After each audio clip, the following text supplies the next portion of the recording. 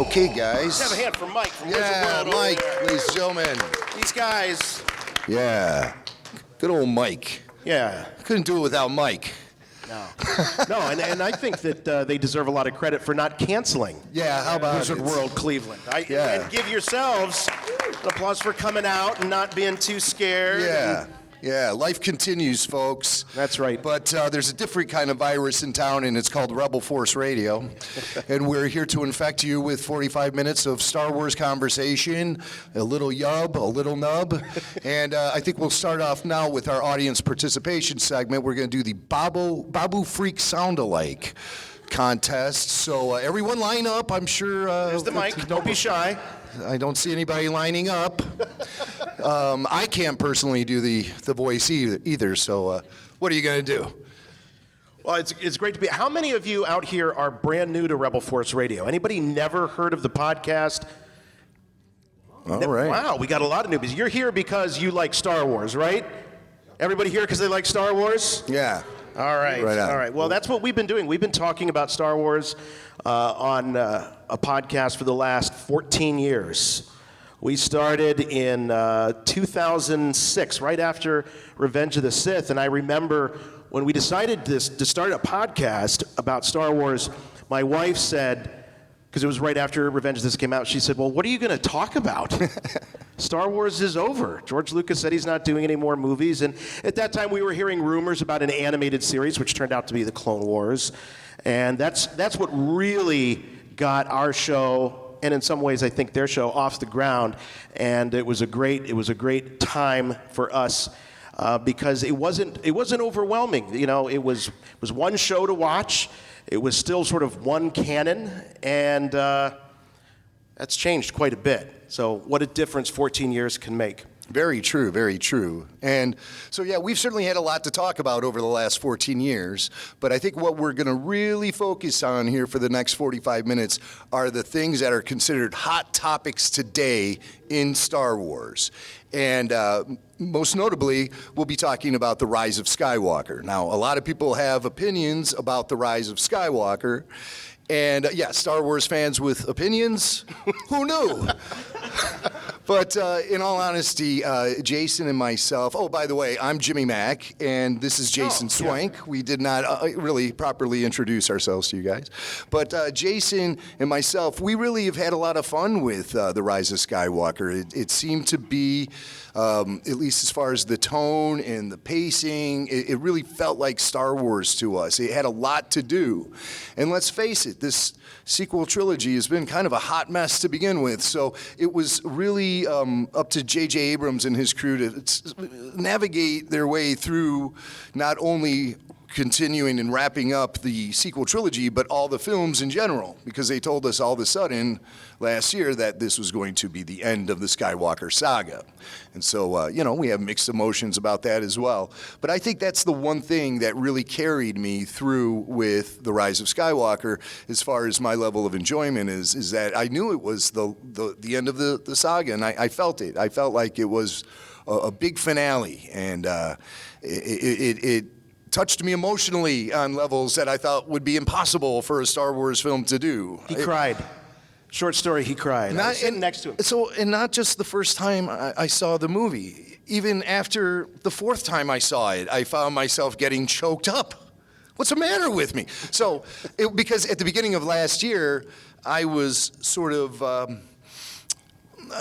knocking people down for getting emotional from watching Star Wars, like the trailers. Anybody seen Eric Butts on YouTube? Great guy. We had him on the show, but he sort of epitomized this reaction culture that we have online, where not only is the thing that's being debuted an event, but these people's reaction to the thing that's being shown is a big event. So yeah, we were throwing a little bit of shade. A little bit. You might want to back off the mic just a little because it's popping. Really, I can't hear myself at all. No. Does everyone hear us okay? Can you guys hear us? Yeah, okay. All right. Yeah. I'm concerned because we are a podcast, and this is a live taping of our show, so you'll be able to relive this magical moment of your weekend over and over again by listening to Rebel Force Radio. And so I am concerned with how it's going to sound. And when we get right on top of these mics, they make that kind of noise.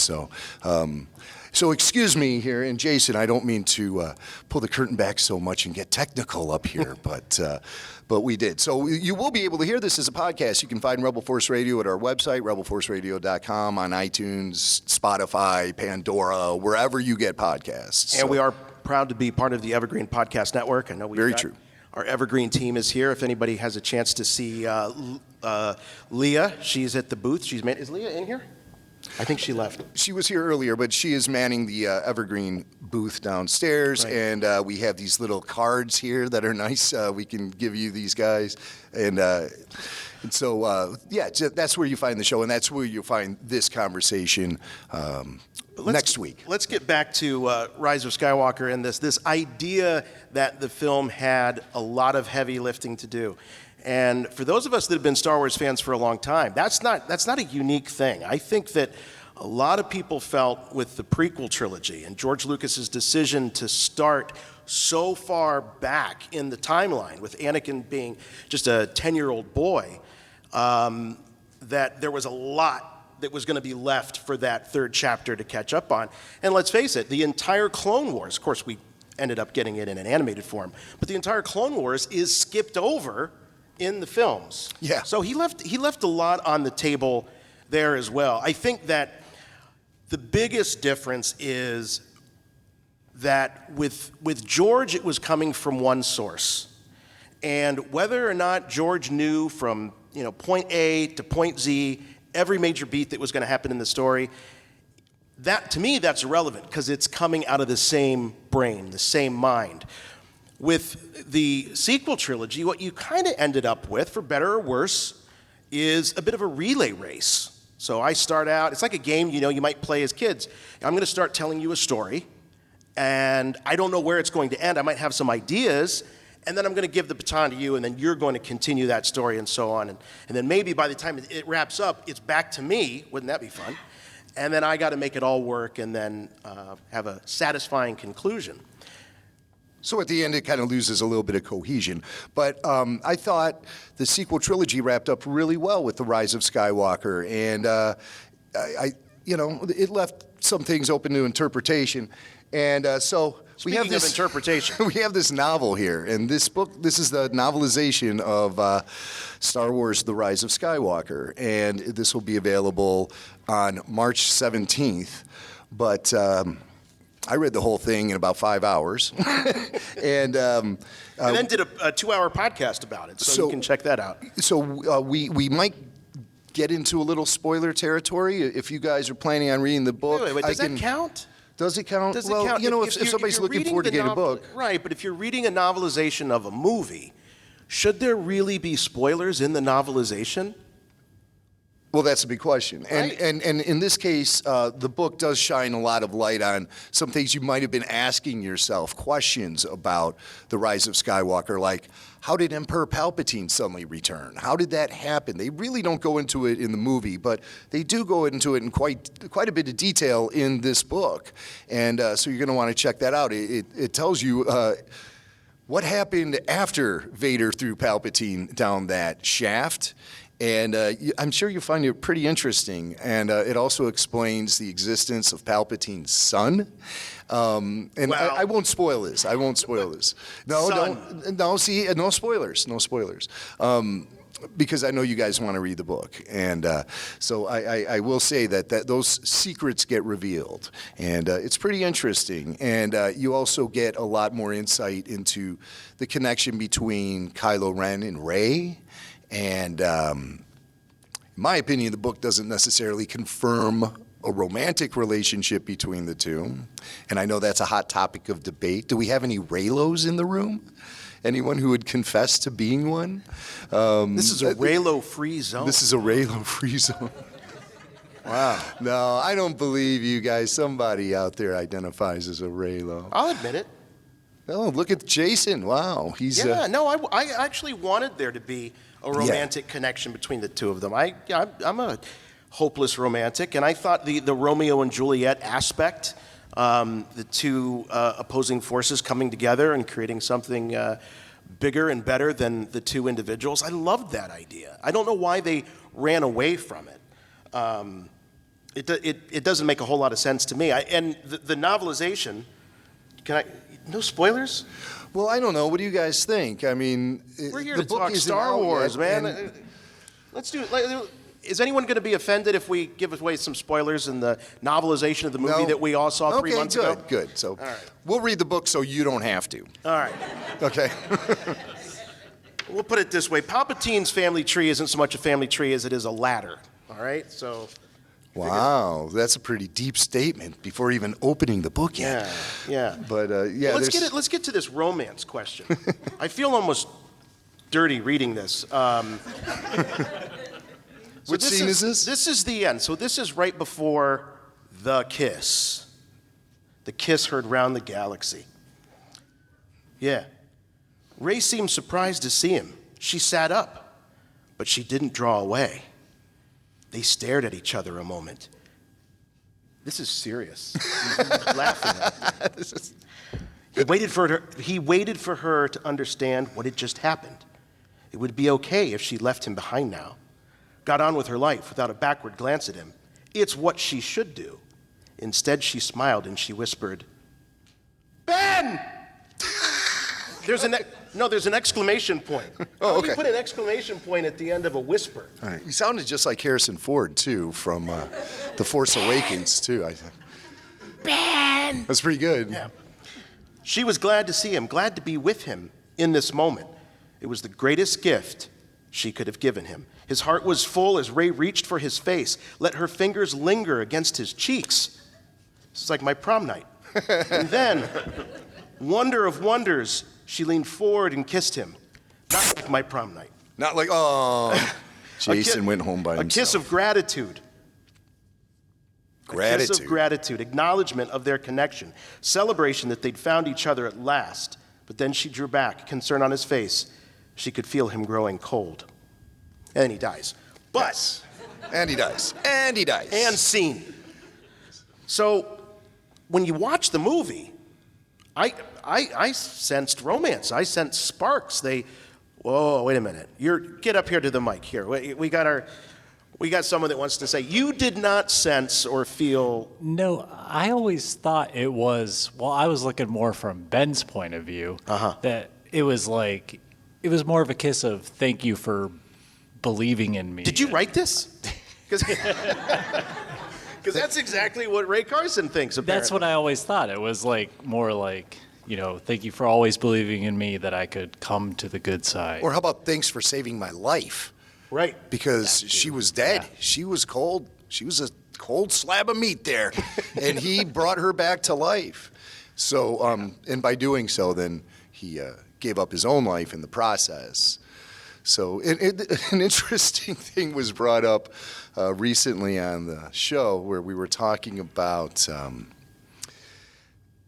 well, why couldn't she then just bring him back to life?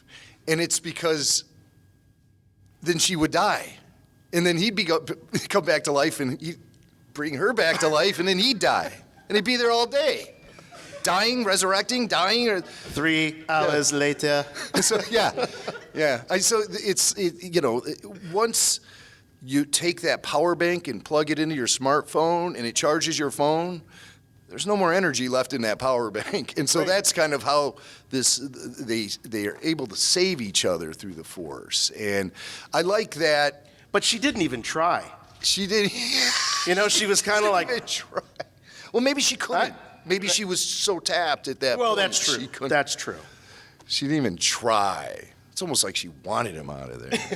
No, I do sense a bit of romance in that passage. I think it's Jason's sexy read is what really did it. I got a few Harlequin paperbacks I'm going to have him read to me later. I don't know. Again, it says that it was a kiss of gratitude, acknowledgement of their connection, and celebrations they found each other at last. I guess it's vague enough that No, if you that want passage I don't sense any romance in. I mean, that specific sentence, the stuff leading up to it, Yeah, a little bit. The maybe. fingers lingering yeah, on right, the face. right. Yeah. But Oh, then, man. gratitude. This is kind You of know, how weird about for a Star passion? Wars podcast to be talking about fingers lingering on and man. caressing the face. Well, but these details matter, and that kind of goes back to the point is, I remember when the novelizations of the Star Wars movies had ancillary detail. In the original, in 1977, they talked about ducks, and for a long time we debated about whether or not there should be ducks or would be ducks in the Star Wars universe. There was confirmation in the book that Owen Lars was Ben Kenobi's brother. Oh, yeah. Things like that. But this is the first time that I remember actually needing to read the tie-in material to fully understand the movie. And, I'm not here to tell you what to think, but for me, as a film goer, it seems a little incomplete. Now a novelization that might fill in the gaps between a couple of movies, that's one thing, but you need a novelization to fill in the gaps between the scenes of the movie. Yeah, and it makes you wonder why the movie wasn't really completed before they released it. That's sort of the sense I get, but I know it was heavily edited, and they were thinking about pacing and other bigger picture debates they have about how they want the film to roll out the story, and I think that they left some pretty important exposition on the cutting room floor. And so, you have to get the book to really fully understand the full movie, and a lot of people are very critical of The Rise of Skywalker for that very reason. I kind of like leaving things open to interpretation. I had my own ideas about how the Emperor came back, and then the book kind of contradicts those ideas. But why don't I you tell roll us a with little it. bit about that? Why don't you tell us a little bit about how he came back? Because I have my own theory, and I haven't read that particular part yet. Has anyone read the comic book from the 90s, Dark Empire, Star Wars Dark Empire, right? All right. So there are elements of that story that you find being recycled to bring back Palpatine, essentially. So what happened in that book was when Palpatine was killed in Return of the Jedi, he was able to transfer his essence, his Sith essence, his dark side essence, into a clone body. And he had this warehouse where he had all of these vats of clone bodies being grown. And then Luke Skywalker went and trashed that Pickle place. jars. You see But that in the beginning of the movie with Snoke kind of, part Right, of Snoke yeah. hanging in that. Similar. Yeah. Very similar. And so that's apparently what happened when Vader threw him down the shaft. As he's going down, he transferred his essence across time and space to the planet Exegol, where he had these Sith, these people who worshipped him, and they had set up a contingency plan for him where he was going to transfer his dark side essence into this clone body. Well, they weren't really prepared for him to show up when he did, and their cloning technology couldn't withstand the amount of evil. Like it was his essence is so evil that it would eat the clone from the core out. It couldn't contain that evilness, and so that's why when we meet up with him, he's hooked up to machines, life support, and everything, because the fake body, the manufactured clone body can't withstand his dark side power. So they were trying to create a clone that would be worthy and strong enough to be able to handle his dark side presence. And along the way, they developed something that could have been suitable, but Palpatine didn't like the clone. He thought the clone was weak and incapable of dark side feats. And he said, "I shall call him my son." Yeah. So he No, truly. He essentially thought that was his son, and believed that the son could go out and have a union and create a grandchild for him. And he believed that grandchild then would be capable to hold his dark side energies and everything. And that grandchild turned out to be Rey. And that's what the book explains. They explain the thing about Palpatine's son, how Rey... Now, granted, Palpatine's son is a clone, but it's a clone of him. So it does. It's like Django and Boba. Yeah, very much so. And, Django considered Boba to be his son. Right. So you have the same DNA, you have the same bloodline and all of that, but it's just artificially created. And so that was his son, was a clone. And so he sent the son out, to find a mate, and he believed the natural creation of life then would provide him with the vessel for his evilness. But the son rejected this. Yes, the son did not, so that's why Palpatine hated the son so much. He felt the son was weak and unworthy because the son was a good guy. He was just a good guy, and he rejected his father's dark side worshiping and manipulation of the Force and everything. Yeah, the only place where this kind of falls apart for me, I actually, now hearing this again, I'm a little, and anytime you can point back to something that happened before in the saga and say, okay, well, there's like the Django Boba, so he called him his son, so Palpatine has this clone. The thing that I struggle with is it feels as though his resurrection was a little over-engineered. This is Star Wars. Look what happened to Darth Maul. He was cut in half, and they broomed him out, and he ended up in a garbage chute and on that planet. I mean, and this is the most powerful, arguably the most powerful being in the galaxy. It makes perfect sense to me that he landed with a thud in a heap down at the bottom of that shaft and could have been, carried away. So I don't know that they needed to go the extra mile of having him throw his essence. I do remember in the Darth Plagueis novel, anybody ever read the Darth Plagueis novel? There would be passages where he and Plagueis would be sort of practicing reaching out into the galaxy. Yeah. So this idea of their essence sort of being able to spread out, and that's where it sort of kind of infers that maybe he had his eye on a Shmi Skywalker. Oh, yeah. That way. So now there's another mystery that, there's a lot of debate about, and that's one that I'm pretty happy no one making a definitive answer for, as far as the Shmi Skywalker and who's the father of Anakin. There's a lot of theories, but so I don't feel that they have to button everything up, but there are certain things that would have, I think, made the movie a little bit more enjoyable had they told us. And you don't want to bury the thing in a lot of exposition, but at the same time, you've got the return of the biggest baddie in all of Star Wars, and so some context would have been good. So what else did I say was in this book that, you got a little more of opportunity to get caught up with Lando, and you've learned that he had a family, and the First Order was targeting heroes of the rebellion and trying to shake them up and break their confidence. And the First Order actually abducted Lando's daughter. And so he... And it is not Jaina. Jana, you mean? That's her name, Jana, not Jaina.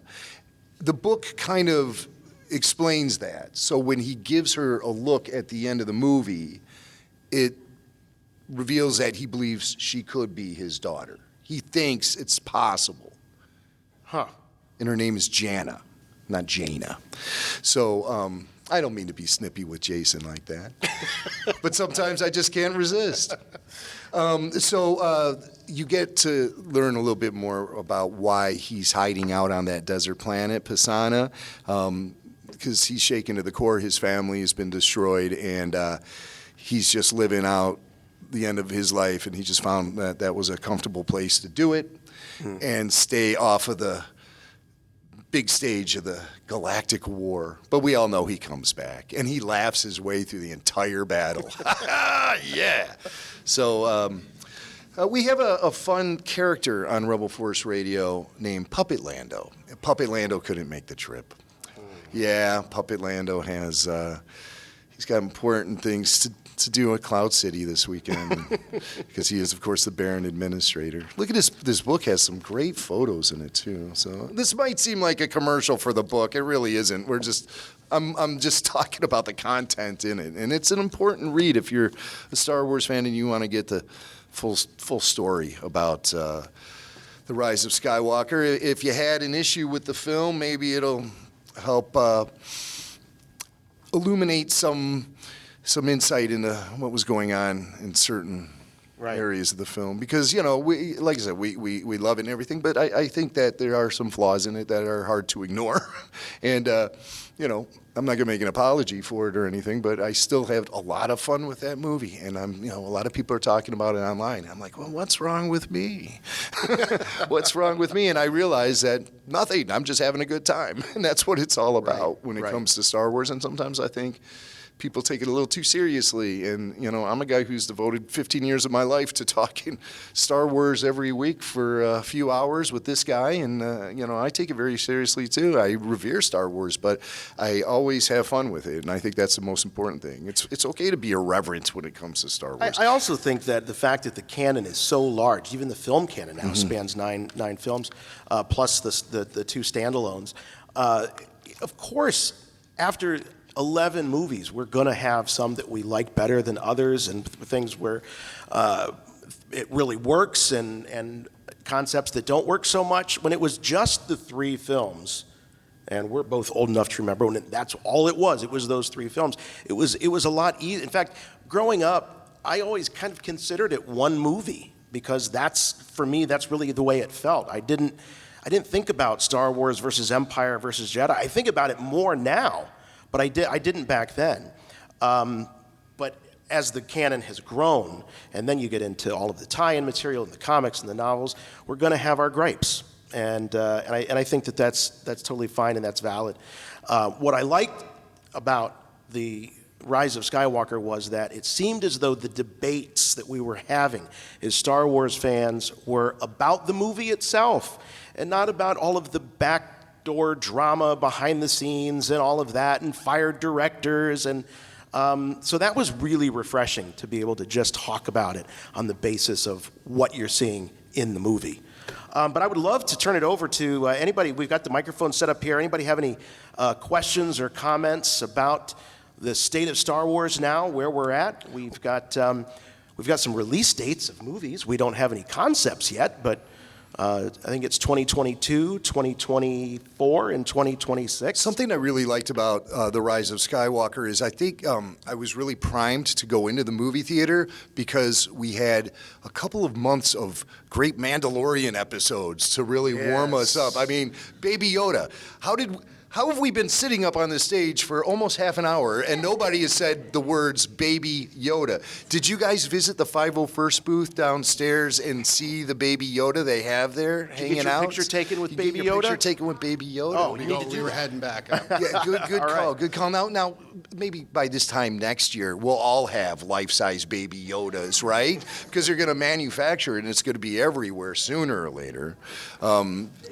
But for now, it's pretty special to be able to have a photo op with that little guy, right? So, yeah, go down. I took a picture of me kissing him on the cheek, a little Baby Yoda. That'll be the Christmas card for next year.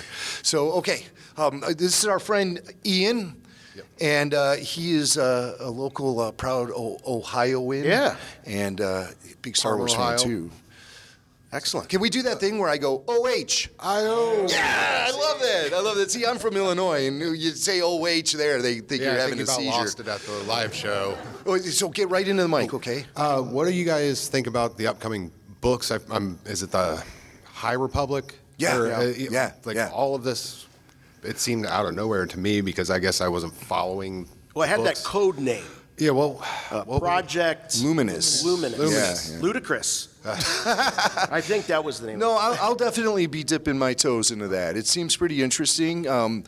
Set 200 years prior to the events of the original trilogy, showing Jedi in their prime as the marshals of the universe, and it apparently begins with some huge cataclysm. Hey, lady. A big disaster. And say that word, Jason. Cataclysm. I can't say it. Cataclysm. Me and Mr. Swank were out very late last night. And Well, we've been doing a podcast together for 15 years, and at best, we see each other once a year. Yeah. So we're doing video now, so I see him every week though. But in person, yeah, it is rare because, like I said, I'm in Illinois where when I go OH, nobody responds. So. Naturally. But so High Republic, it's going to be a novel, it's going to be a comic series. I think it's going to go through all of the various tentacles of the company. Yeah. We'll have toys, merchandise, and it kind of reminds me of, and I think they even said in the release, like Shadows of the Empire. And that was, George Lucas said that Shadows of the Empire was a movie release without a movie. It had everything else, even a soundtrack. In fact, I wouldn't be surprised if High Republic ends up with some sort of score. Or a video game. Now, there haven't been any announcements about them crossing over into that medium. I don't know if they will, but we'll see. If this thing takes off, it could turn into a whole big thing. They could make movies based on the High Republic, animated series maybe. There's 100 different directions they can go in if they play their cards right. And what I like about it is that you have an opportunity to take elements of both the prequel trilogy and the original trilogy and kind of mash them together. Mm-hmm. That's what I hope they do. Yeah. Is where they take elements of both those two trilogies and make them kind of flow together. So you have Jedi Knights in their prime, like we saw Mace Windu and Obi-Wan and the Jedi Council. Mm-hmm. I'd like to see them go out into the used, lived-in universe. Yes, exactly, and that's the thing that was missing a little bit from the prequels. Was everything was so glossy and glittery, and that's by design. That's right. Not by accident. Mm-hmm. But I think that George quite didn't understand, even himself, how much that used galaxy, that used universe, really did ground it in a sense of reality that was missing. And that's the thing about George, is that he didn't want to repeat himself. Right. So he wanted to take Star Wars and sort of reinvent it with the prequels, and everyone knows he received mixed reaction to doing that. Again, I personally like the prequels, and I am his original trilogy super fan to the core that you can meet. I was 8 years old when Star Wars came out in 1977, and all the other 8-year-olds that were friends of mine, we felt like this movie was for us, We really felt that way. Yeah. And because there weren't good movies out there for kids. It was Disney was making god-awful live-action movies back in the 70s.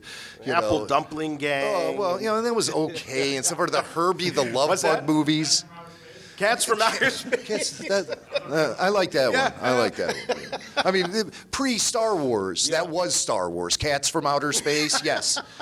The Cat from Outer Space. That was actually a good movie. Didn't they make two versions? They remade that movie, didn't they? They did. Yeah, I remember. It's on Disney Plus. I remember being a kid going to the Y to watch that movie. How weird. So, okay, you're back. What's your name?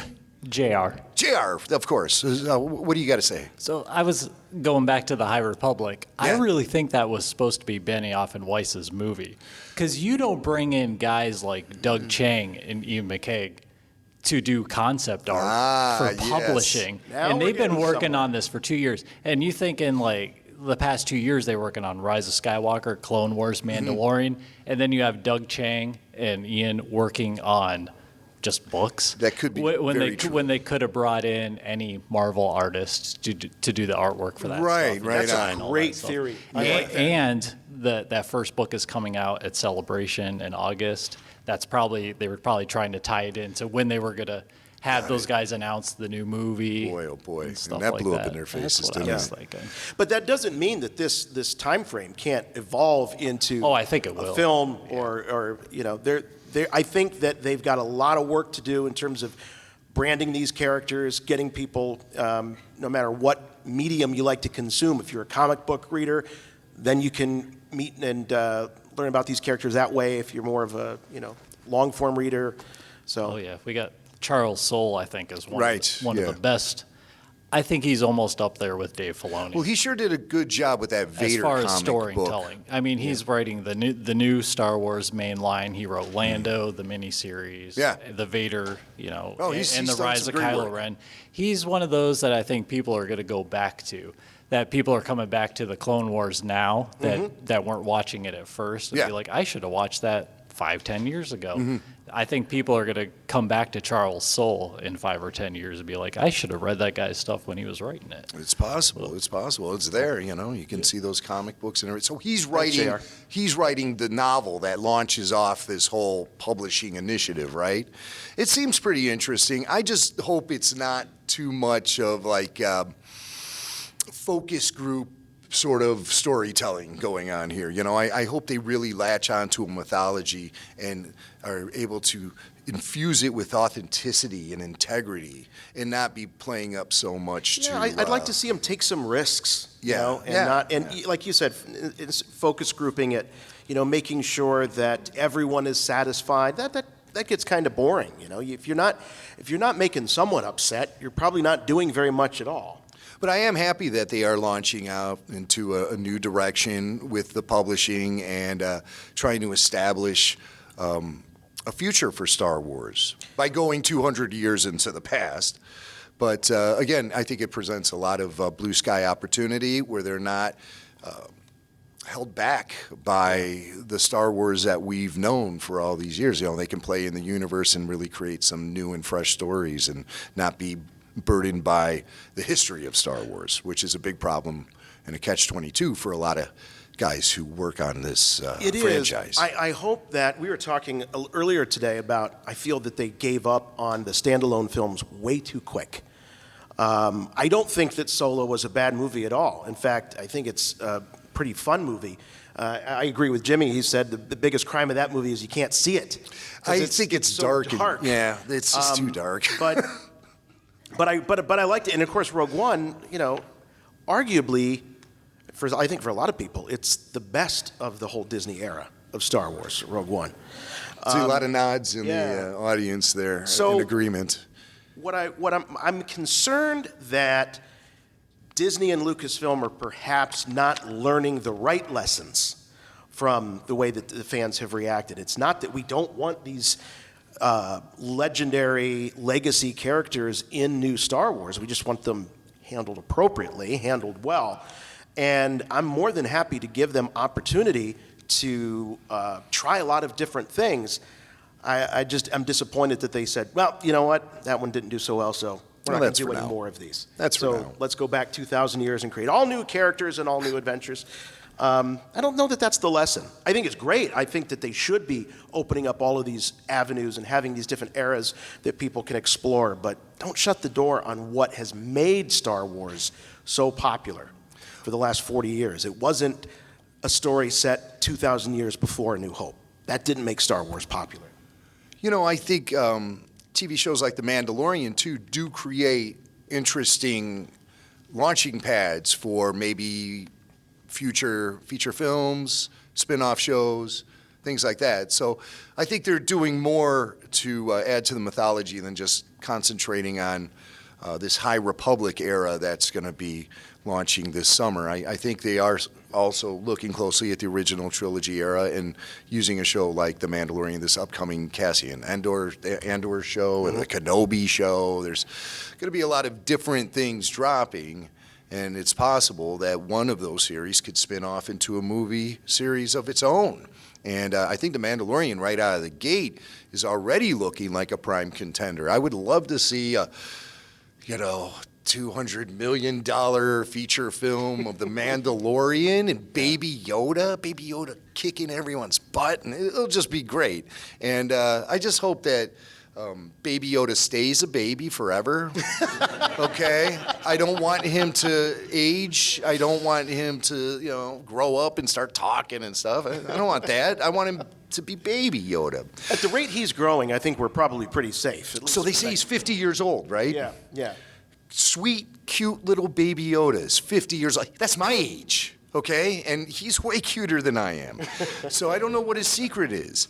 But I do think this, He's got your table manners, though. We were talking earlier about clones in Star Wars and stuff, and something tells me that Baby Yoda is the attempt to clone Yoda that was pulled off by the Emperor, and now we're in this post-Empire era, and Baby Yoda's 50 years old and still a baby, that's because with clones, you can accelerate their age, and I assume if that's the case, you can decelerate their age. So I have fingers crossed that Baby Yoda will be Baby Yoda forever. And here's another thing. They call him the child, okay? I don't like that. He's Baby Yoda, okay? I'm sure you guys agree with me. I'm not going to go run down to the convention center floor and start yelling for the child. They're going to call the authorities on me. He's Baby Yoda. And he'll always be Baby Yoda. Baby Yoda forever. Sweet, sweet, pure, innocent Baby Yoda. All right. Hey, thanks for joining us. Hi. I guess you heard enough of hearing us talking. No, I just She's like, I got to break Get this right on up. that mic. Just right into that Yeah. microphone. right. Okay, like this? Yeah, that's Okay. good. Hi, I'm Gretchen Amy. Hi, Gretchen. And I want to give a shout out first to my friend Scruffy Sweetheart, who recommended that I come to your panel. Oh, Thank you. Thank you, Scruffy. Yes. And I don't say that often enough. so my question is, I'm one of those fans who, like you, have been a fan since I was 7 years old. Right. And in 78, I was a little bit late to the party, but 78. And am very dissatisfied and upset with the sequel trilogy. Yeah.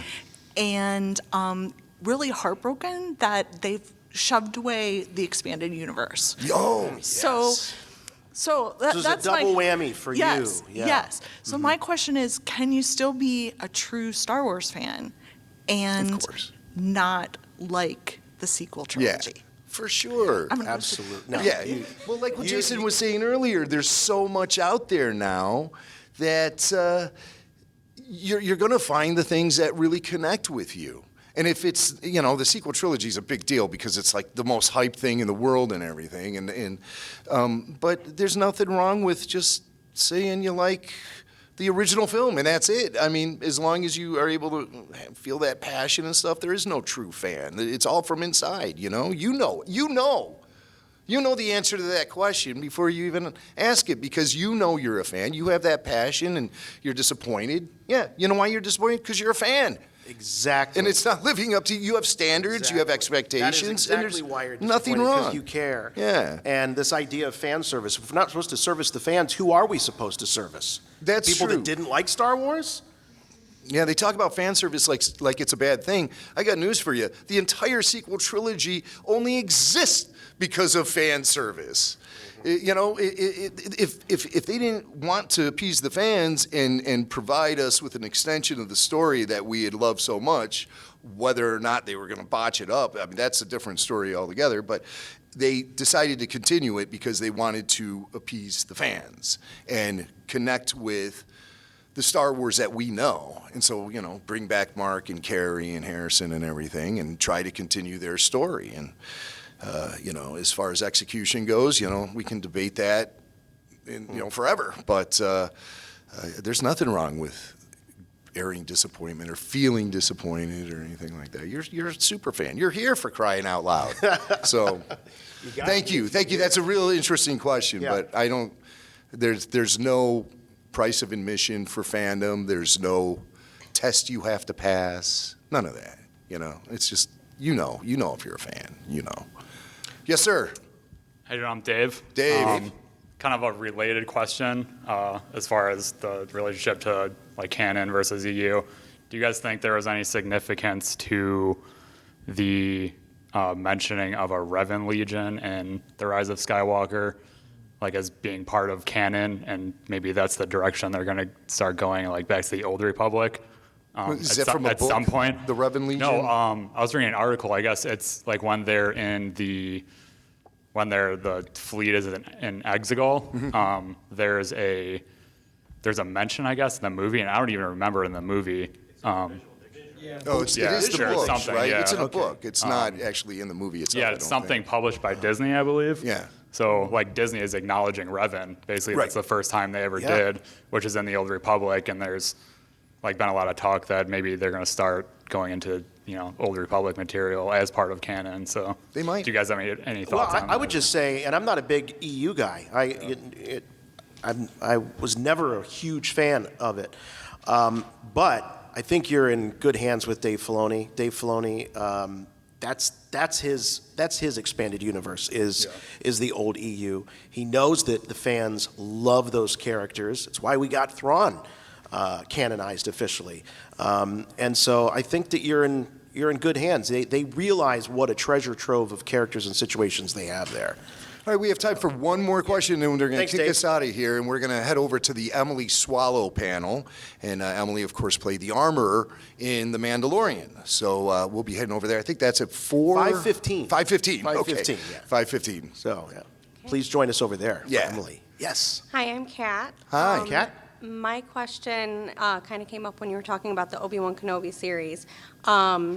With the rewrites, I've heard like rumors that it's being rewritten simply because she didn't like the idea of having a young Luke Skywalker being present in the program.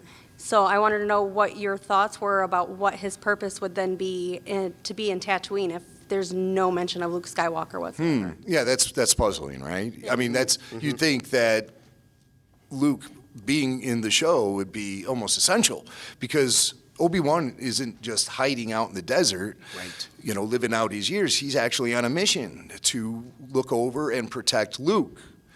So maybe it's possible that she wanted to. Thanks a lot for your question, thank too, you. Kat.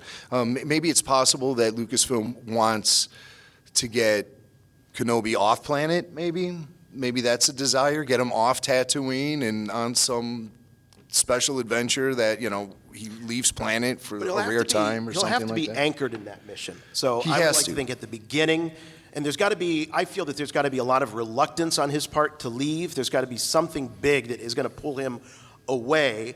And I think that he also has to have some assurance that either someone else or something else will be, taking care of Luke while he's gone. And then, of course, Luke is what's going to bring him back. So I think there's a lot of room in between those two moments for a really fun adventure that could take him off world. But he's got to eventually come back to his core mission. But it is kind of mysterious why that would be a priority, is to not have Luke Skywalker in the Kenobi series. That seems just weird. So it is a rumor. Go ahead. Yeah, what's that? Well, I had heard that it was something along the lines that Kathleen Kennedy didn't want to take away from the whole Baby Yoda thing and bringing... Baby Luke. Oh, I see. Okay, too many infants in Star Wars, and Baby Only Luke. room for one baby. So Baby Luke might steal Baby Yoda's spotlight. Impossible, because there's only one Baby Yoda, and there'll always be one Baby Yoda, and he's not the child. He's Baby Yoda. Take that with you when you go back onto the convention floor. And thank you so much for joining us. Thank you all very, very much. You can check out Rebel Force Radio. Thank you. Yeah. Check out Rebel Force Radio at rebelforceradio.com. We're on iTunes, everywhere you get podcasts. We're on YouTube, so you can continue to stare at us. And special thanks to our friends at Evergreen Yeah, they're the best. Podcast, Leah and Connor and Sean. Thank you all very much. And thank See you, guys. Cleveland Chris, for shooting video. Yes. Thank you.